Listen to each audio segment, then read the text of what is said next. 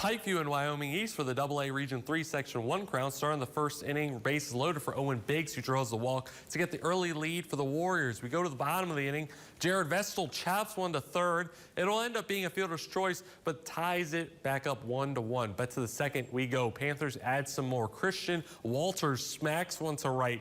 That'll give the Panthers the 2-1 lead. Two batters later, Landon Wyatt will ground out to third. He'd be out at first, but the run comes in, makes it 3-1. To cap off the inning, the wild pitch goes to the backstop. That'll get Watson in from third, makes it 4-1 after 2.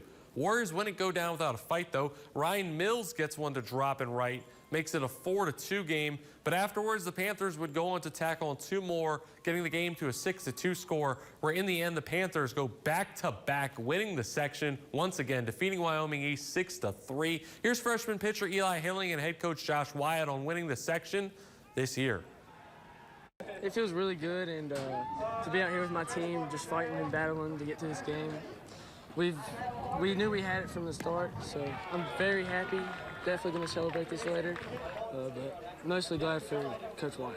Oh, definitely, just creating a culture here, getting things back to where we were years ago, and being in that situation as far as bringing championship trophies to this.